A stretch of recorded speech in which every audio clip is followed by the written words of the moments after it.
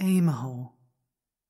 The Master Padmasambhava was invited by King Trisong Detusen to tame the construction site and build Samye, the glorious, spontaneously perfected fulfillment of boundless wishes.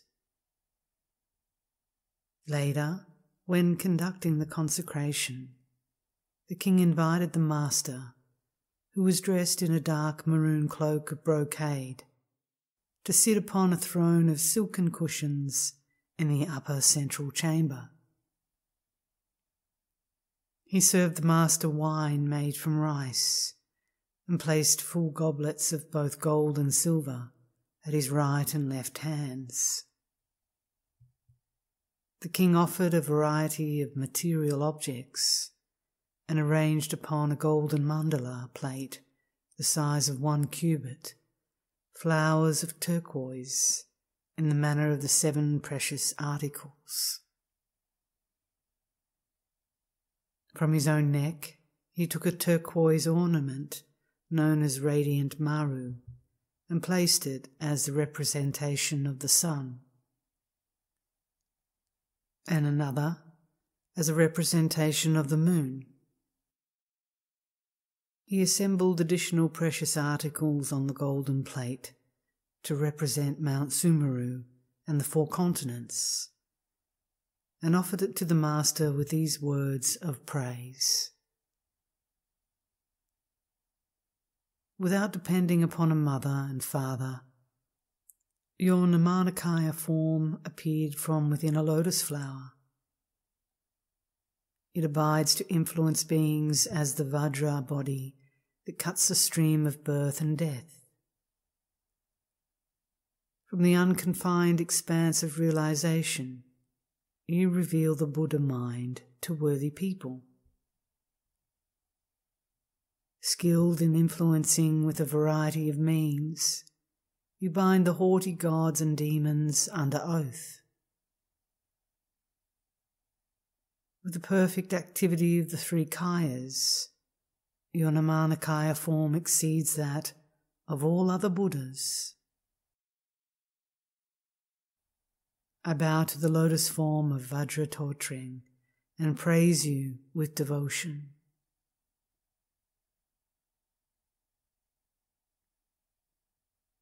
Although you do not possess clinging or attachment when enjoying the 5 sense pleasures, you compassionately accept them, so that all beings can create merit. Please consider me kindly as I supplicate you to bestow the supreme, profound meaning.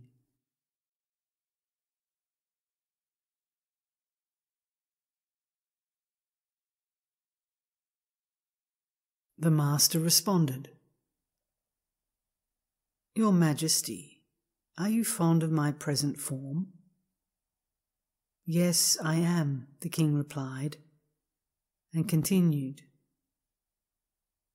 Free from diseases of the 4 elements, beyond both birth and death, you possess the eminent compassion to act for the welfare of beings. Your mind forever abides as the innate nature of Dharmata. Yes, I am fond of your form, the protector of beings.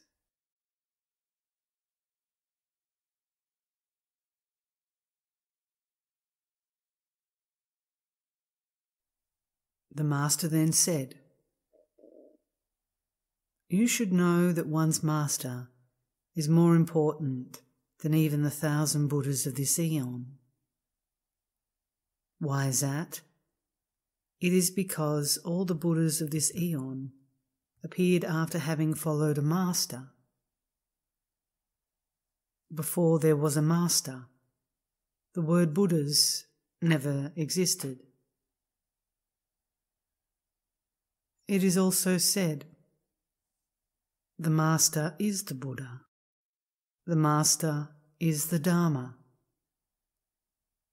In the same way, the master is also the Sangha. He is thus the root of the three jewels. Setting aside all other worship, endeavour to serve your master. By pleasing them, you will receive all the attainments you desire.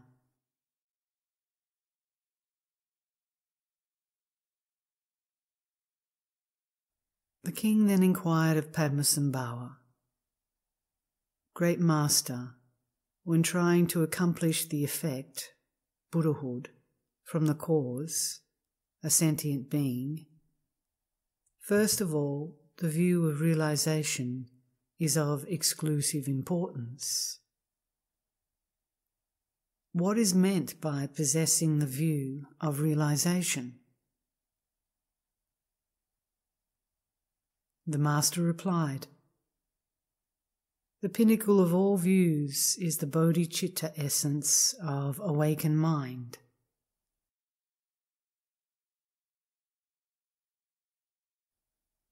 All of the great billion-fold universes, all the sugatas of the 10 directions, and all of the beings of the 3 realms are of one nature, in that they are included within the bodhicitta essence of awakened mind.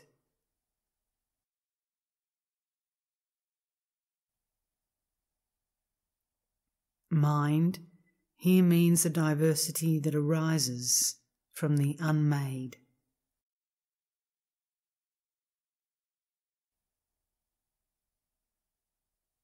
Well, you may then ask, what is the difference between Buddhas and sentient beings? It is nothing other than realizing or not realizing mind.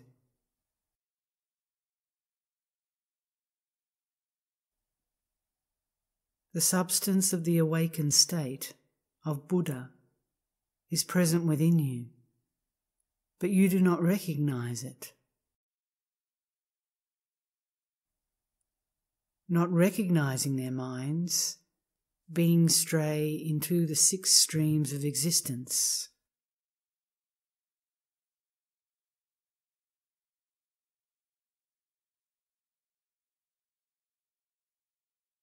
You may then ask, what is the way to realize mind?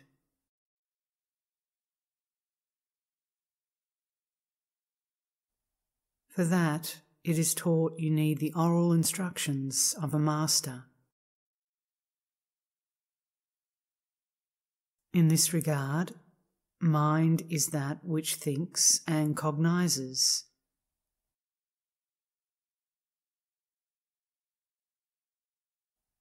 There is indeed something that experiences.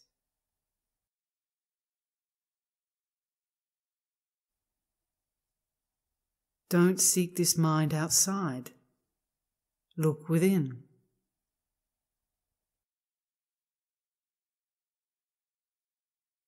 Let mind search for itself.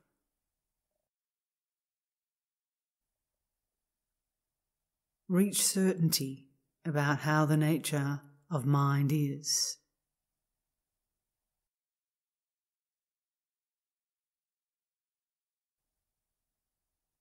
At first, from where does mind arise?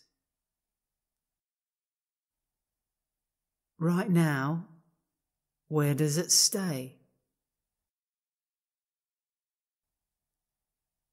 At the end, look into where it goes.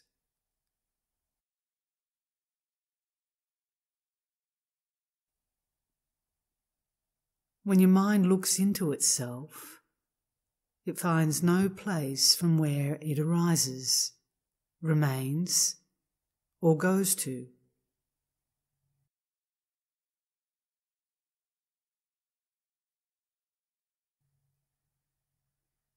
There is no explanation of, this is how it is. Mind is discovered to be without something outside or inside. It does not have someone that looks. It is not the act of looking.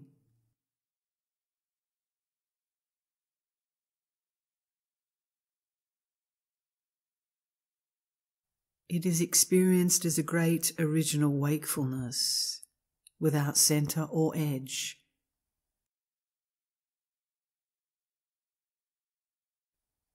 An immense all-pervasiveness that is primordially empty and free.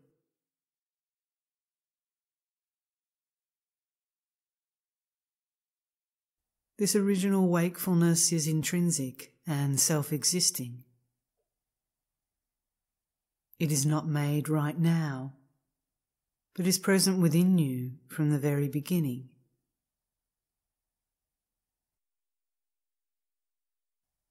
Decide firmly that the view is to recognize just that.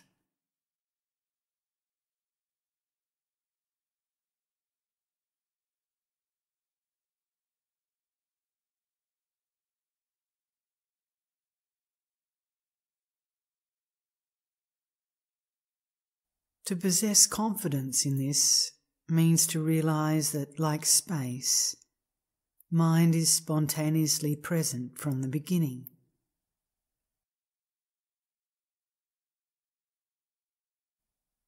Like the sun, it is free from any basis for the darkness of ignorance. Like a lotus flower, it is untainted by faults. Like gold, it doesn't alter its own nature. Like the ocean, it is unmoving.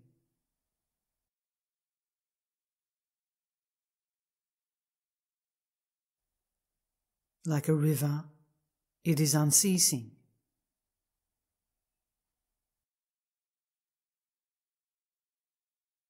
Like Mount Sumeru, it is utterly unchanging.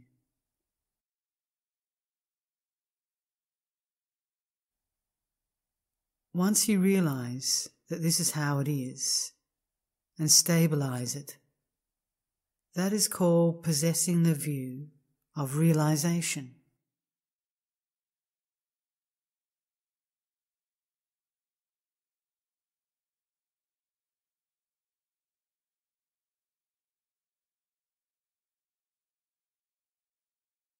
The king asked, "What is meant by possessing the experience of meditation?" The master replied, "Listen here, Your Majesty.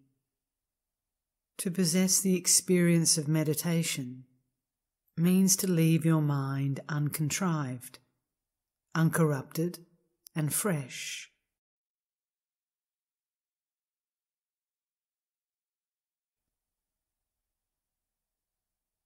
Let your mind rest in its natural, unrestrained, and free state.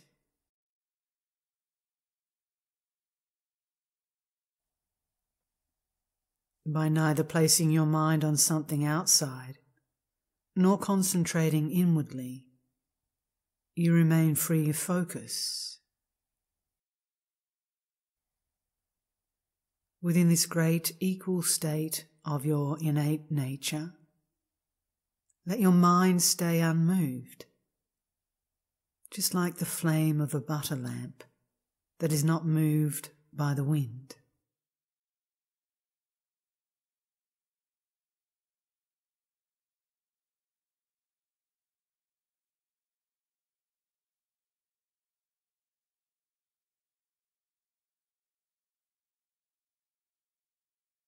Within this state, experiences can occur. Your consciousness may become overflowing, bright, or stop altogether.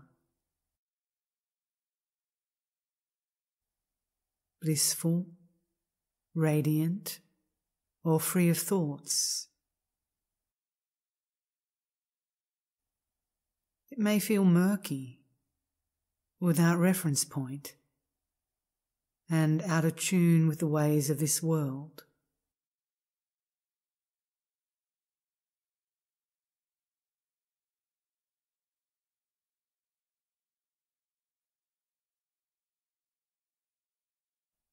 If these experiences occur, don't attach any special importance to them, as they are just temporary experiences. Don't cling to or fixate on them at all. That is called possessing the experience of meditation.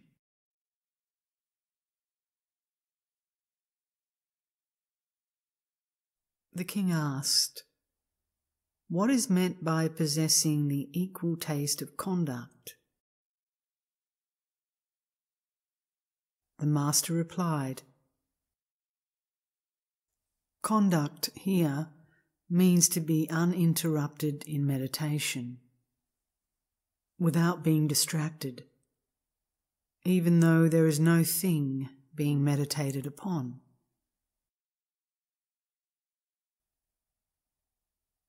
Like the ceaseless flow of a river, you remember throughout all situations, whether walking, moving, lying down or sitting. Equal taste means to embrace whatever you see, or whichever of the 5 sense pleasures occur, with the recognition of your innate nature, free from attachment or clinging.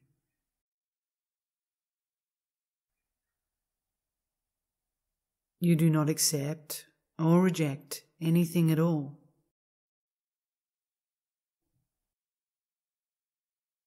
Just like the analogy of arriving on an island of precious gold.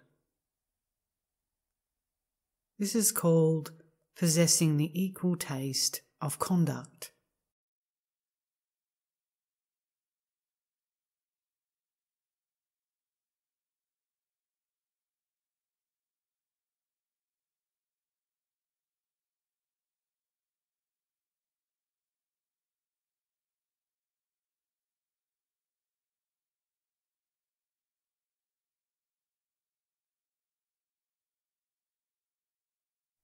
Again the king asked, "What makes one cross the dangerous defile of moving thoughts?" The master answered, "When conceptual thinking occurs while resting in meditation, whatever arises does so out of your own mind.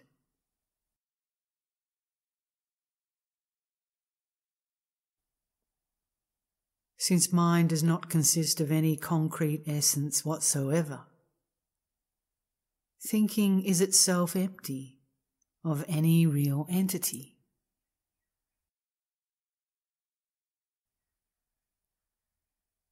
Like the analogy of a cloud that appears within space and vanishes again into space, thinking occurs within mind and dissolves again into mind.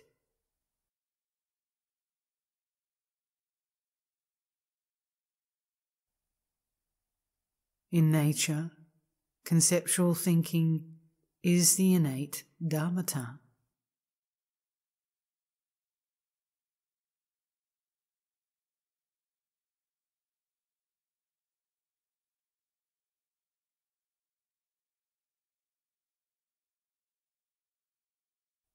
Crossing the dangerous defile means that when mind moves into a variety of thoughts, you should direct your attention into this mind itself. Like a thief entering an empty house, empty thoughts cannot in any way harm an empty mind.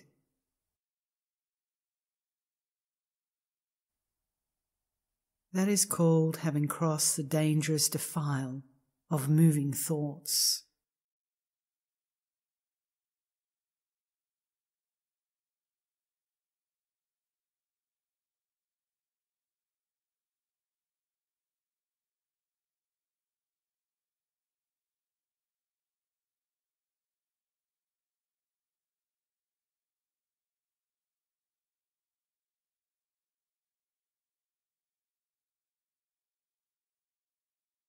The king asked the master, "How does one gain the unchanging confidence of fruition?" The master replied, "Listen to this, Your Majesty.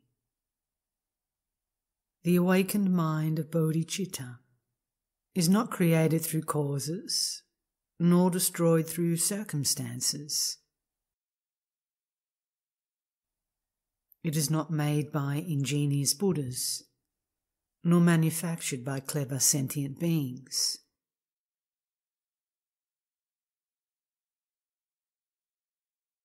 It is originally present in you as your natural possession.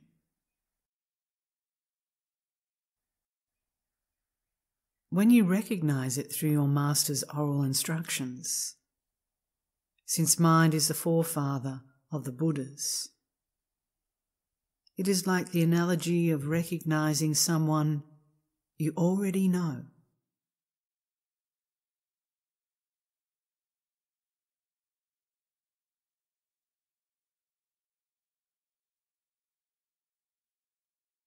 All the Buddhas of the 3 times awakened to enlightenment in the continuity of actualizing this after attaining stability.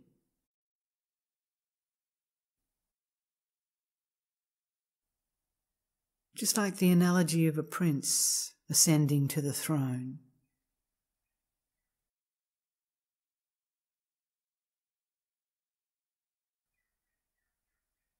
To awaken to what is spontaneously present from the beginning, free from fear and intimidation, is called possessing the confidence of fruition.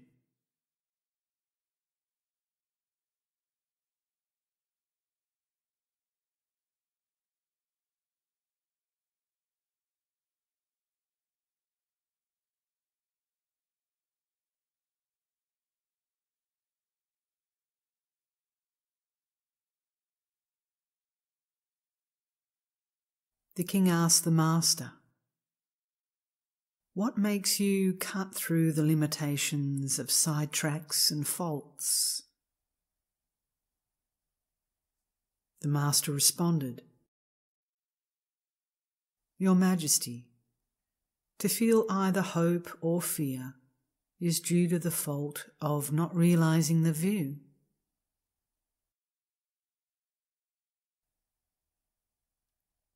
The awakened bodhicitta mind of awareness neither hopes to get enlightened, nor fears falling to the state of sentient beings.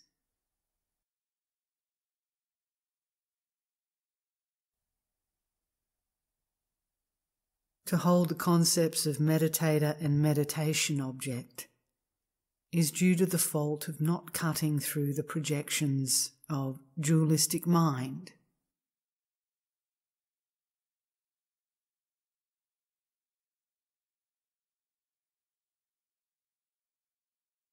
Your innate nature of dharmata, free of constructs, does not have an object to be meditated upon, someone who meditates, or any meditation to be cultivated whatsoever.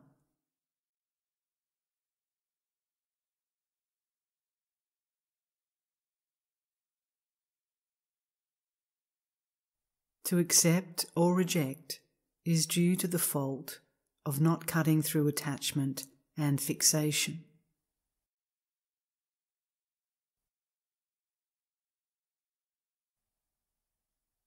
The originally free and empty nature of mind has neither something to be accomplished to which you can cling, nor something to be rejected to which you can be hostile.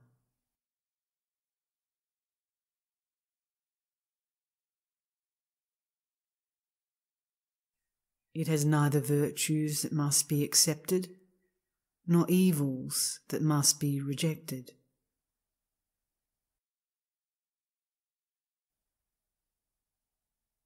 To be attached to possessions is due to the fault of not understanding how to practice.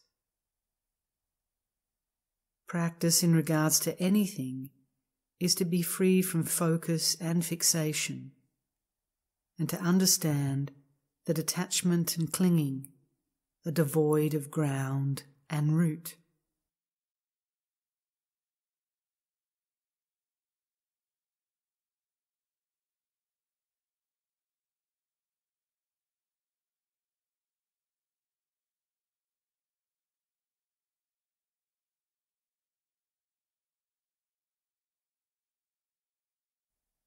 To condense all of this into a single sentence, the view is to be free from convictions. Meditation is to not place the mind on anything. Experience is to be free from savouring the taste. And fruition is beyond attainment.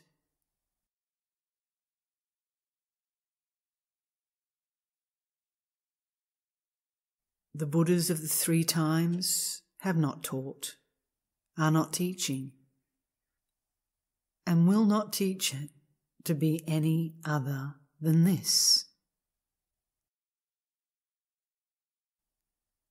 That is called cutting through the limitations of sidetracks and faults.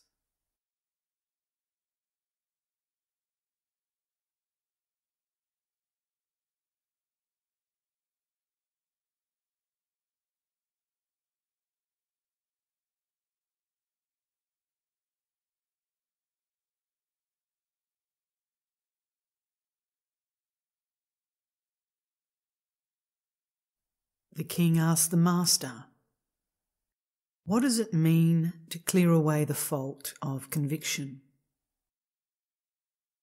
The master replied, "Even though you have realized that your mind is the Buddha, don't forsake your master.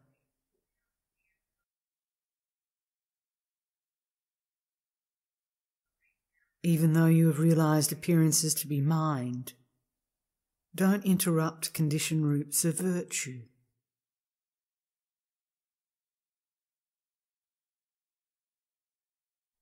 Even though you don't hope for Buddhahood, honour the sublime 3 jewels. Even though you don't fear samsara, avoid even the minutest misdeed. Even though you have gained the unchanging confidence of your innate nature, don't belittle any spiritual teaching.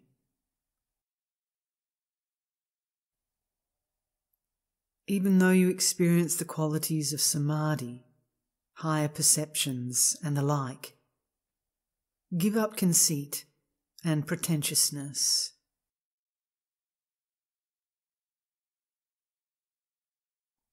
Even though you have realized that samsara and nirvana are non-dual, don't cease to have compassion for sentient beings.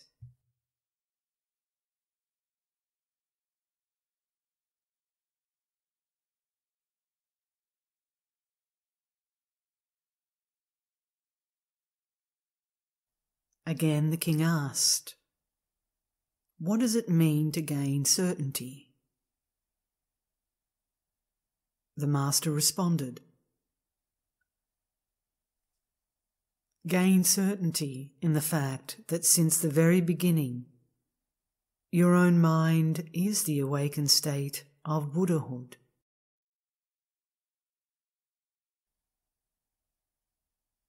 Gain certainty in the fact that all phenomena are the magical display of your mind. Gain certainty in the fact that the fruition is present in yourself and is not to be sought elsewhere.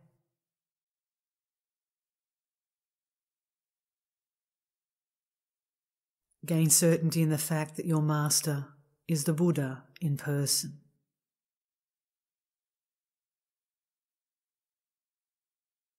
Gain certainty in the fact that the nature of view and meditation is the realization of the Buddhas. To gain such confidence, you must practice.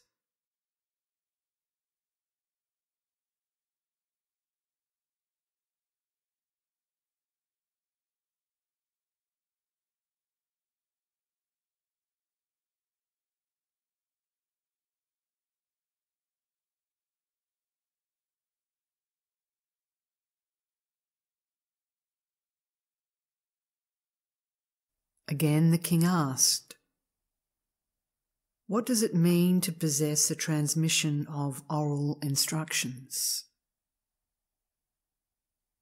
The master replied, "By means of blessings, Samattabhadra expounded these secret words into the ears of Vajrasattva. Vajrasattva poured them into the locket of Garabdoje's ears. Garabdoje entrusted them to the centre of Sri Singha's heart. Sri Singha bestowed them upon me, Padmasambhava. King, keep them in the core of your heart."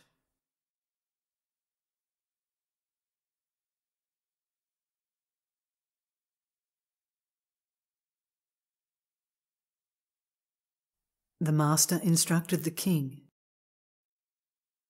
"Your Majesty, unless you realize the non-arising nature of Dharmata, even though you have been born in the body of a monarch, life passes like a bubble in the water. Unless you experience the innate nature of Dharmata beyond thought, you will suffer when your kingdom and worldly power, which are as insubstantial as a rainbow, fade and vanish."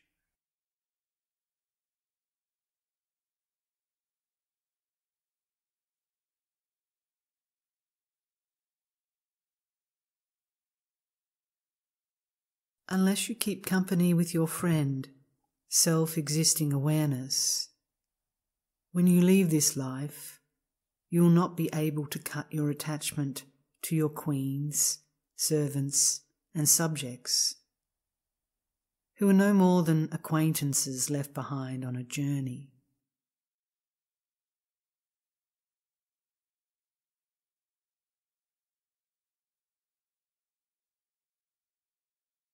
Unless you grow accustomed to the natural state of view and meditation, you will circle from one life to the next, like on the rim of a water wheel, entering at birth and exiting at death.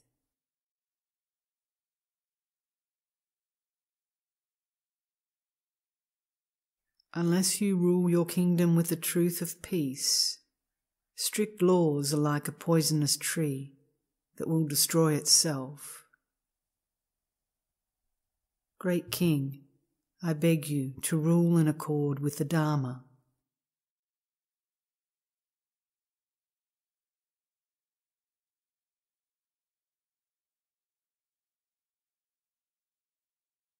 Again the master instructed the king, "Your Majesty, at the end of this age, people will hanker after excellent teachings, but will not realize them.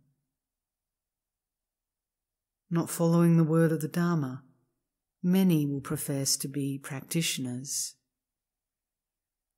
At that time, there will be plenty of braggarts, but few accomplished people. When the Buddha Dharma ceases in China, Tibet, and Mongolia, like a coat of mail being broken, people will be hard to tame.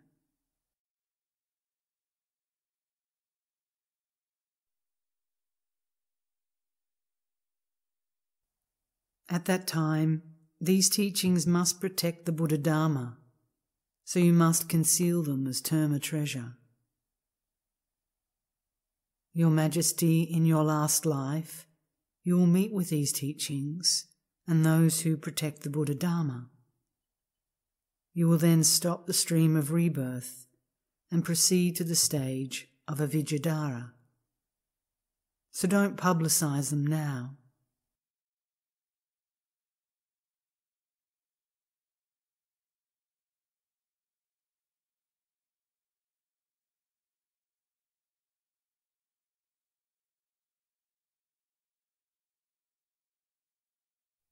Becoming overjoyed, the king presented a mandala offering of gold and made countless prostrations and circumambulations.